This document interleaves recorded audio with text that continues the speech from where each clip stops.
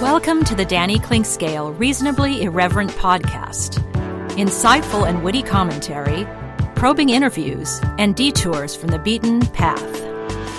Welcome to Monday Musings-Danny SportsWrap, and all in all, it was a pretty darn wonderful weekend for me, and actually, in the world of sports that we're going to cover today, it could have been a little bit better, to say the least, a little bit better, but still it was pretty darn good from a personal level, where I went to my first concert in a long, long time and got to see people with smiles on their faces and joy and dancing as I went to the Maverick show at the Knucklehead Saloon, and it was really, really fun. The weather broke there, just as the weather broke for the Sporting Kansas City game that I covered yesterday in person.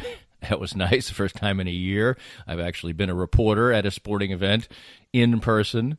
And, of course, all the stuff afterwards still is Zoom, but we're making progress. We're moving forward, and we're smiling. And it was a time of a lot of smiles for me and a lot of time watching other people smile, which is just as important to me.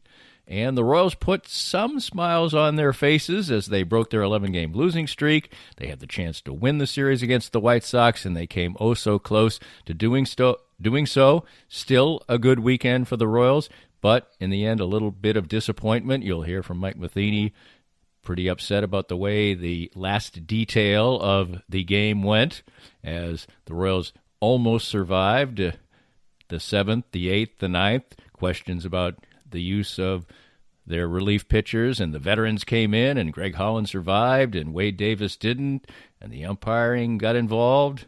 We'll get into all that as well, and there's just a wonderful story from the world of golf also to talk about, and it's a story that you probably don't even know because it's from the European Tour, and you probably weren't paying much attention to that. So there's all kinds of good things on a weekend that produced a lot of smiles for me. I hope a lot of smiles for you. And let's get after it coming up next on Monday Musings, Danny SportsWrap.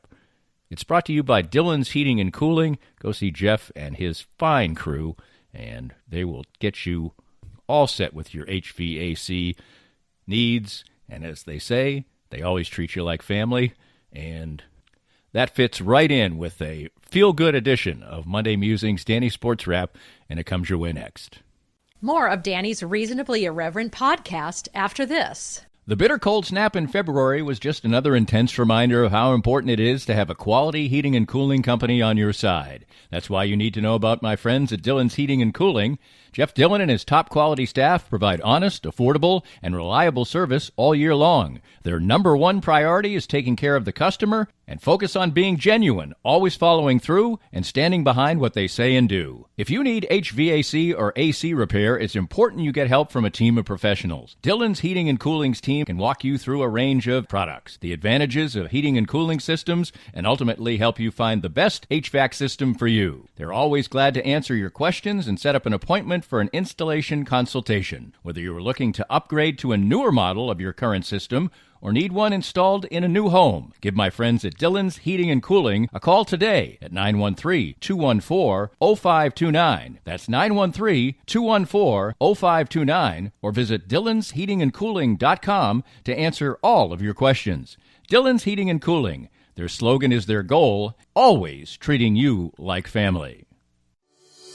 Cinematic Visions has been an affordable solution for professional media production in Kansas City since 2003, offering award-winning video production and creation, as well as a wide array of digital and social media management services. From planning, scripting, filming, editing, and post-production, to delivering your product to a watching world, Cinematic Visions will provide professional and affordable services for you and your business with the necessary return on investment to make it all worthwhile. Cinematic Vision's goal is to unlock the power of storytelling through video and a strong online presence for your company. Beyond the numbers, they want to inspire and evoke your clients to feel and act. Let my friends at Cinematic Visions embed your brand where it belongs, in your customers' minds. You can find them online at cinematicvisions.com or with a quick phone call at 816-600-6300. We're here once again with Dr. Brad Woodall from Advanced Sports and Family Chiropractic and Acupuncture. Springtime, good weather's finally here. People want to stay active, and it's your job to make sure that they can stay active, be and be healthy. Danny, we see a lot of not just weekend warriors, but people that every day are having that want to get back to activity. Whether you're starting with walking, jogging, or maybe that first 5K of the year, we want to help you out. We specialize in taking care of all ages, from kids all the way to grandmas and grandpas, but absolutely specialize in getting you back to full function and keeping you in great shape. So in short, how do we go about doing that? The first thing is to schedule a consultation with one of our doctors and therapists so we can see how you move and how you're supposed to move. Based on our assessment, we can put together a short treatment plan and a set of goals to help you both feel better, function better, and most importantly, stay better for this year and many years to come. Learn more at asfca.com/Danny. That's asfca.com/Danny. Most of us have experienced auto accidents, and it's no fun. And even less fun is trying to work on the insurance aspects afterwards and getting full value after an auto accident. I'm here with David Cowan from wreckexpert.com. And David, you have an unusual and important niche for people after an auto accident. We have a passion to teach car wreck clients what they deserve. Getting your car repaired only fixes the damage and the paint. Getting paid for your car's loss in value is called diminished value. Chances are you've never heard of this before because most people aren't looking out for you. We help people collect thousands to tens of thousands of dollars for their car's loss in value after the wreck. And if somebody wants to come to you for that, what's the original assessment cost them? We offer a free review of any insurance claim to see how we can help. You can't beat that. Great expertise and assistance in getting full value after an auto accident from David Cowan. Visit wreckexpert.com and learn more. If you'd like to join these and other great sponsors and market your business to a growing and engaged audience, contact us at Danny@DannyKlinkscale.com. Look forward to hearing from you. Welcome back, and this was a weekend where I actually got to do some things in person, really face-to-face with people in venues, and that's where we're going to start. And it started on Saturday night for me when I went to my first concert in a long, long time. It was the Mavericks at Knuckleheads, and it was every bit of what I would have expected and more. It was a visceral life experience, not because I knew it was going to be a tremendous musical performance by one of the best acts that you can ever see live. Got to admit, I was a little trepidatious going in because it was billed as a unplugged set, and I didn't know if that would have the same quote-unquote electricity that the Mavericks usually bring to the proceedings, but it did. It was everything I could have wanted and more. Just the fact that they were sitting down and it wasn't electrified didn't take away from the experience one bit. It was the first of two shows, so you knew it was going to be a little bit truncated, but none of it even mattered. And the thing that was really appealing and wonderful was, of course, the mask mandate has been dropped. Virtually everybody was maskless in an outdoor environment and happy, and for many people probably it was the first thing that they had done in a long time like that, and it showed. We had beautiful seats raised up one little level on the side of the stage, probably no more than 30 feet from the band on stage. But what it also provided was the fact that all of the people on the ground floor area in the open air, I could see a lot of the crowd. Of course, a lot of people gather outside at Knuckleheads on tables and things of that nature, and they can see inside, but they are outside, and they're behind me as I look at it. But I could see hundreds and hundreds of people just blissfully enjoying themselves.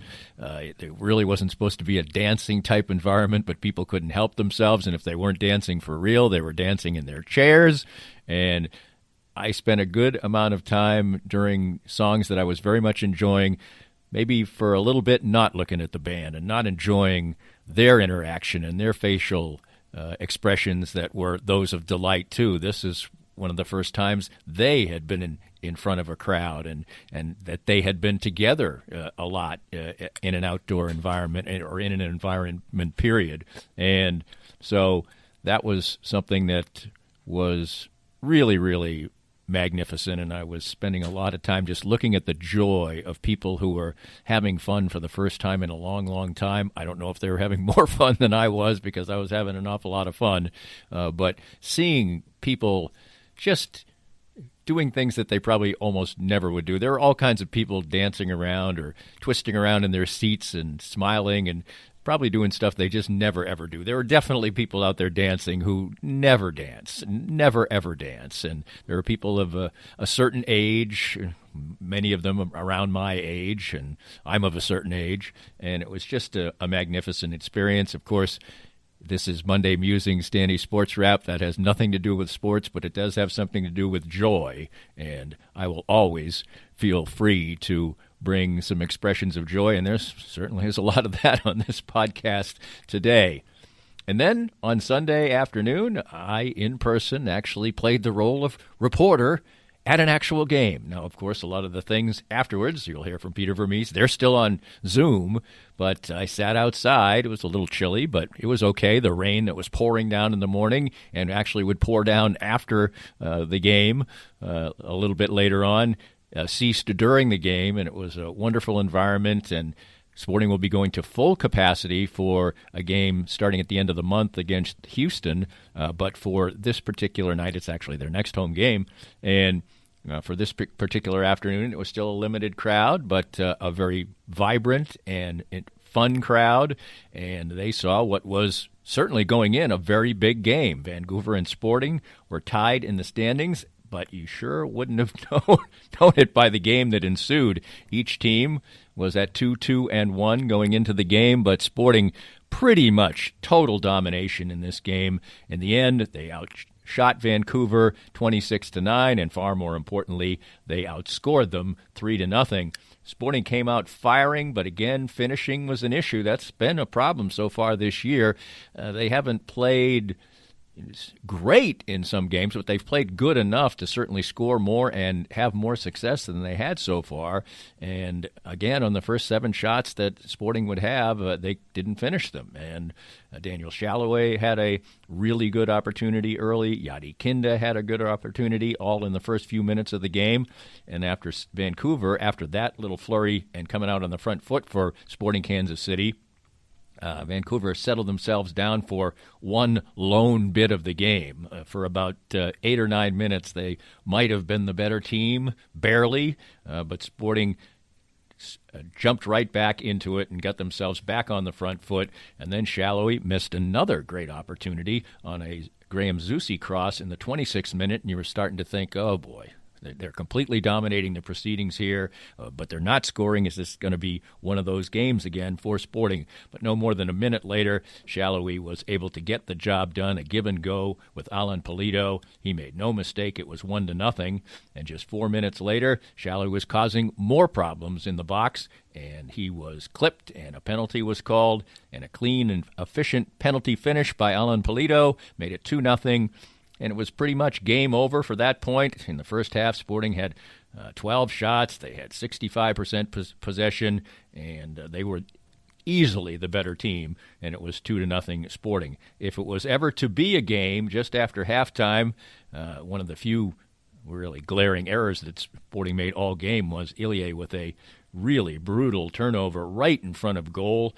Went right to Christian Dahome, and he had a sitter right in front of the goaltender, but he shot it over the goal, completely misfired on it, and it was certainly the only opportunity that Vancouver would have had to get back in the game. Given the way that the game went anyway, I'm not so sure that even if they'd scored a goal there, it would have made that much difference, but Dahome did miss. And then it was completely put away by a Kyrie Shelton and Alan Pulido combo. Pulido scoring on a nifty right-footed shot to make it 3-0 in the 57th minute. And it was pretty much picture-perfect stuff all afternoon long, and that's exactly what a pleased Peter Vermees saw and smiled about. Yeah, it was a complete game by us from the opening whistle. We were excellent in our movement of the ball. We were excellent in our movement off the ball. We created some very good chances, for us to score 2 goals at half before the half. I think that says a lot. By the time you go in for halftime, you can sort of get your wits about you. They made a little bit of a change late in the half. They made a sub about the 35th minute, change of formation.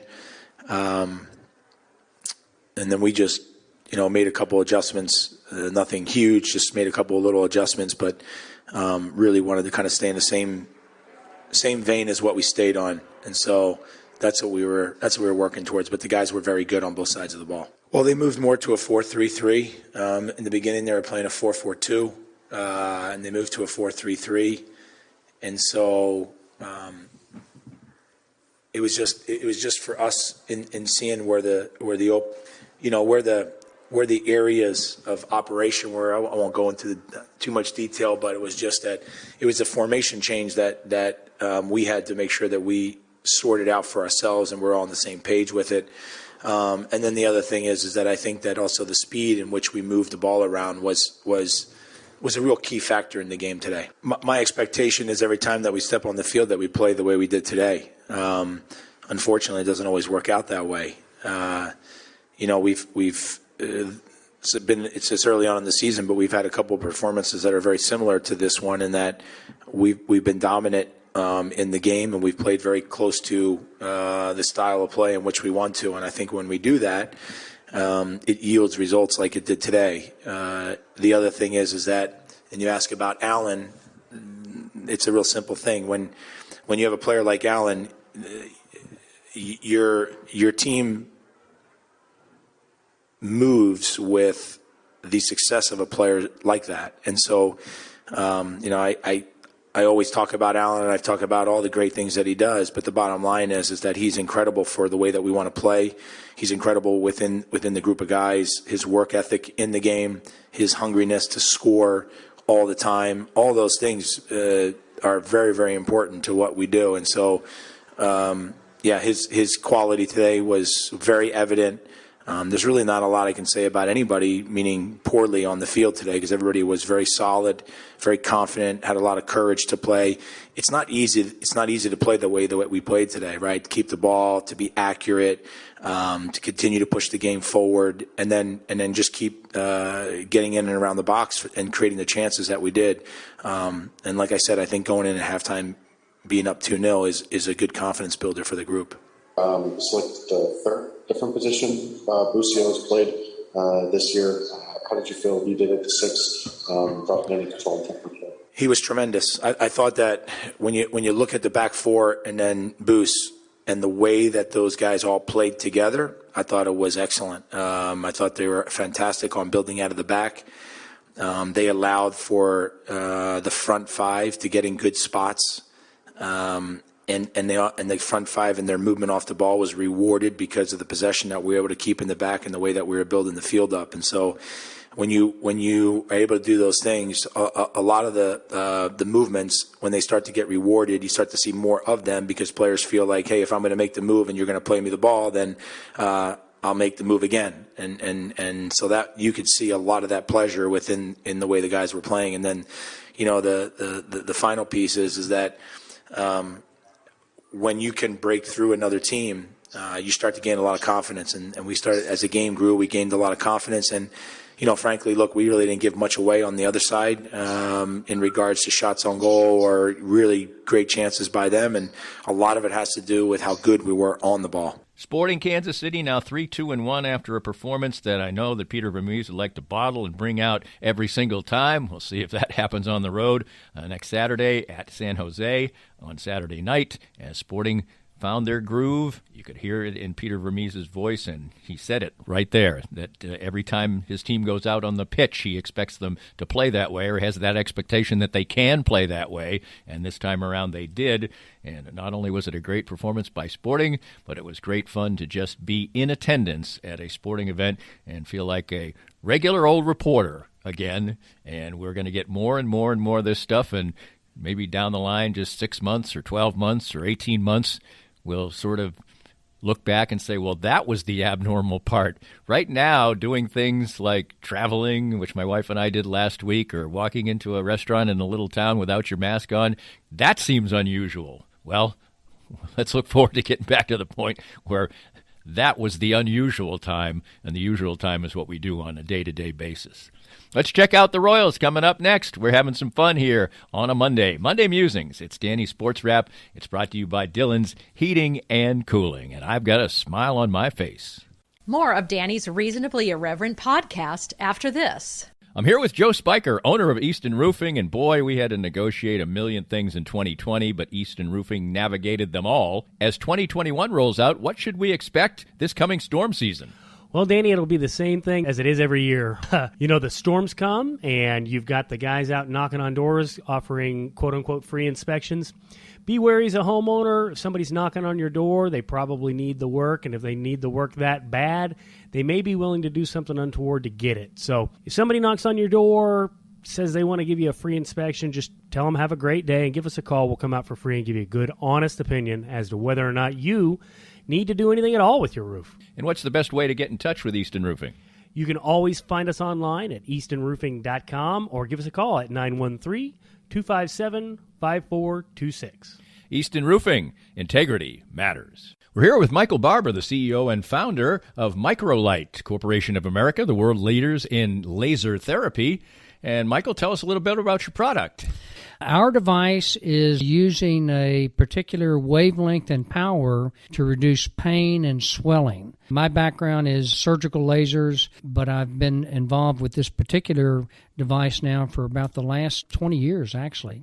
And I know that it works because I've had it There used you go. on me as well. And tell us about the relationship you have with your company and Canaway. It's what I call a strategic business relationship in that Canaway, the leader in the field of the cannabinoid systems and CBD oil, but our device used in conjunction with Canaway CBD oil gives a better pain relief outcome for the patient. And if you want to get that pain relief outcome like I did, you can reach their local representative, Sherry McCants, at 515-208-6312. That's 515-208-6312. I'm here with David Schmidt from Private Capital. And David, tell us more about your outstanding firm. Thanks, Danny. Here at Private Capital, we focus on return on asset. In today's world, it is survival of the fittest. We look at things from all angles and try to figure out what works best for you. The changes we will see this next year on assets will be monumental. The key to success is knowledge. Know where you want to go, and we'll be here along the way. To find out more, give us a call at 816-221-7775. David Schmidt from Private Capital with the best service for you. Right now, it's more important than ever to support local businesses. And 23rd Street Brewery in Lawrence is open and ready to take care of you. Make 23rd Street Brewery part of your KU game day experience, whether you watch the game there or grab curbside pickup for your tailgates or watch parties. But not just game days. 23rd Street Brewery is great any day of the week, and when the weather's nice, you can take advantage of their heaters on the patio. 23rd Street Brewery is open daily from 11:30 to 9 for dine-in, carry-out, curbside pickup, and can even help with your catering needs. So support local and visit a Lawrence favorite, 23rd Street Brewery. If you'd like to join these and other great sponsors and market your business to a growing and engaged audience, contact us at danny@dannyclinkscale.com. Look forward to hearing from you. I said right before the break that I was smiling, and yes, I am, but the smile could have been just a little bit broader. Royals fans, Kansas City sports fans could have been smiling just a little bit more if things had been just a little bit different towards the end of the game yesterday against the Chicago White Sox. The Royals, all in all, did rebound from their horrendous 11-game losing streak by taking 2 out of the first 3 against the White Sox, ensuring that they would not lose another series as they had been swept in the previous 3 against Central Division opponents. And it all came down to the finish of yesterday's game. It was kind of a tight, scrappy affair. The Royals had ground out some runs, played some good defense, got a great pitching performance from Brady Singer, which capped a weekend in which their starting pitching was just outstanding across the board. Mike Minor, Brad Keller, they just did a great job in that regard. And their offense wasn't great, but they shut down a powerful Chicago White Sox attack and took a 3-2 lead to the 9th inning. They had some wear and tear issues with Scott Barlow as well as Josh Staumont. We'll hear Mike Matheny talk about that coming up here in a minute. So they went with the veterans, and Greg Holland somehow got out of the 7th and 8th innings, including making a great defensive play of his own. And then in the 9th inning, Wade Davis just didn't have it, but looked like he might escape because Whit Merrifield threw out a runner at the plate. Davis had trouble even getting an out, period, except for that. But then with the chance to escape the inning, he threw a wild pitch and a very close play at the plate as Cam Gallagher dove to try and tag Jose Abreu and keep him from scoring the winning run. The most important aspect of the play was the fact that home plate umpire Edwin Moscosco ruled the play safe because in the end, after replay, the play was upheld. Mike Matheny was furious. Cam Gallagher thought he made the tag. The two views of it were different. I'll get into that in just a second. But in the end, this call stood. The White Sox were winners, and Mike Matheny was certainly a frustrated man regarding it. And you'll hear that he is very cut and dried about what went on, and unfortunately, I don't think it was that cut and dried, and we'll discuss it after we hear Mike Matheny talk about the play itself, the winning play, with the wild pitch by Wade Davis and Cam Gallagher's reaction to try and make the tag, and a couple of other notes about this really wild game that concluded a pretty darn good weekend all in all for the Kansas City Royals. Well, there's a lot that happened in that game, and I just have to make a point, the fact that if we're going to use video replay, there needs to be some accountability. I just walked in here and had two different camera angles. Put this guy out, tagged before he ever even touched the plate, and very obvious. So I don't know what they're doing, if they're backing each other up, whatever it is, it's wrong. Game that hard played, that well fought all the way to the end, and they've got the opportunity to take that much time. And, from appearances, looks like they don't want to bring them back out on the field while they're here with this crowd, and it's just wrong. And something needs to be done about it. Go ahead with your questions. Did they give you an explanation? Did they say he missed the tag, or what did they tell you? He didn't say anything. Mike, where did you see him make the tag? Was it as he was coming in, or did he go over the plate at first? He got him. He didn't go over the plate, never did touch it until his hand came through later, and the tag was already placed on his jersey. You can see the jersey move when he tagged him in the body. Mike, just how tough is this outcome considering the way you guys played and to, you're looking at taking 3 out of 4 here? Guys played great. I mean, Brady came out and threw the ball as good as we've seen him, and gave us a chance. Just that one bad mark with the homer. Guys did a lot of little things right to give us a chance offensively. Just kept coming, getting guys over, getting them in, laying down bunts, and then Holly coming in and doing what he did was amazing to watch. Giving us a chance to take this one home. Unfortunately, we were looking at best case. We're going into extras right there, but I like our chances there. But anyway, it's a good game up until right there at the end. I thought our guys did a lot of things well. Mike, just a decision with Wade Davis to put him in the ninth. Just what was the thinking behind that call to the bullpen there? We have a number of guys down that weren't available, or you'd already seen them, and go with guys who got us there before. Exactly why you saw Greg Holland in there, and we pushed him to the brink of as far as we could possibly push him, and have a guy who's been there and done that and finished games, and that means a lot in this league. Annie? Yeah, Mike, the throw that Holland made to first base, how impressive was that after what he had done for you that inning, to be able to get out of that bases loaded jam in that way? Yeah, it was just a gut check all the way through. And, those guys, they've had so much success, a lot of because of how they're built and how they're wired. And, to Greg to make that play, there's not a lot of pitchers in the league that do make that. And especially when you've been kind of run through the ringer emotionally, trying to get through what he was trying to get through. Fantastic job.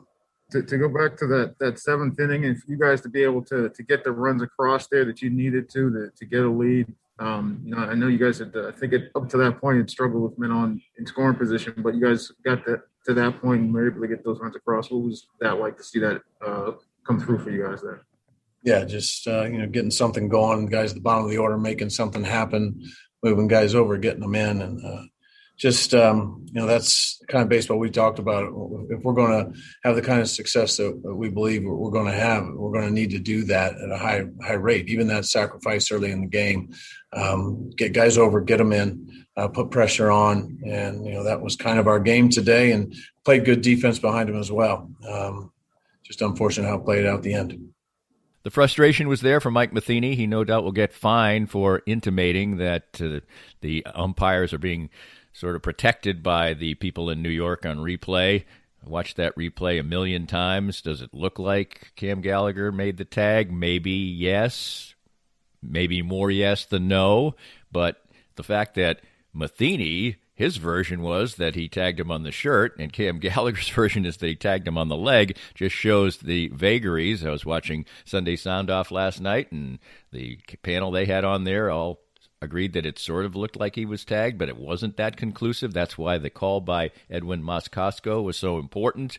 In the end, I don't think you can be as adamant as Mike Matheny was that they absolutely made the tag and they absolutely should have won the game. It does cause frustration. There's no question about it. It was the difference between the Royals being 4 games under 500 and 2 games under 500 and cutting into the lead of the White Sox, who've been playing very good ball overall as well, in a weekend where the Royals really did kind of control things, and the White Sox probably, in their own minds, feel fortunate to get out of there with a split.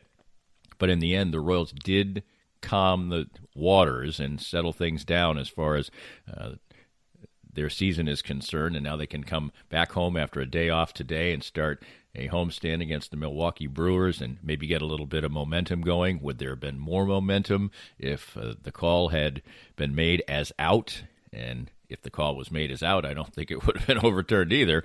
And so it was a very important play, no question about it. But in the grand scheme of things, the Royals did play better. There's some positives to take out of it, particularly with the starting pitching. If they get that kind of starting pitching, the Royals are going to be in darn good shape. But an interesting weekend that, as I said, I had such a weekend of smiles. I can't let that one bit of controversy ruin everything, because there's all kinds of great stories across the board on this weekend of sports, and the Royals will kick back, relax today, and then get back after it tomorrow. The PGA Championship is this week, but it will have a hard time topping the emotion and drama of, yes, a European Tour event that ended on Saturday. The British Masters is a prestigious event. The European Tour is obviously not in a fantastic position right now.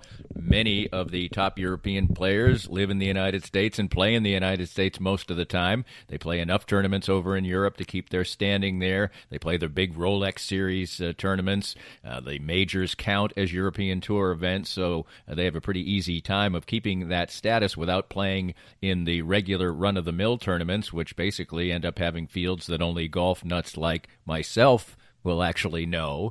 But on Saturday, it was a remarkable story for one Richard Bland, who had just about everybody in tears, including himself, when at the age of 48 years and 101 days, he finally won on the European Tour for the first time in his 478th attempt.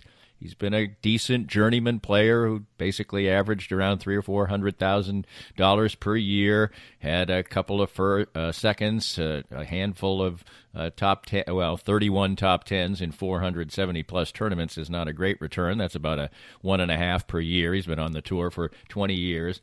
But on Saturday, he fired a beautiful 66 to come from behind. He really thought he had the tournament won when he made a wonderful birdie putt at the 18th hole after missing a couple of shorter putts that might have given him a little breathing room. But he was emotional then, had to cover his face with his hat after it crawled in the front of the hole, and he got to 13 under par, and the closest other contenders right then were at 11 under par, but Italian Guido Migliozzi holed a clutch birdie putt at the final hole to force a playoff, and then seemed to have a big advantage in the playoff hole as he basically outdrove Bland, who obviously is far his senior, by almost 60 yards.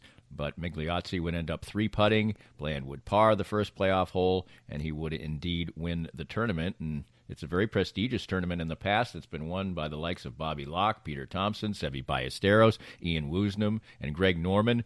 Bland had been in a position where he had actually lost his playing privileges a couple of years ago, went back to the Challenge Tour, which is the equivalent of the Korn Ferry Tour, which, of course, is in town this week, and he got his playing privileges back. He basically, most people would say, had his eye on playing Champions Tour golf eventually, and instead he wins the tournament.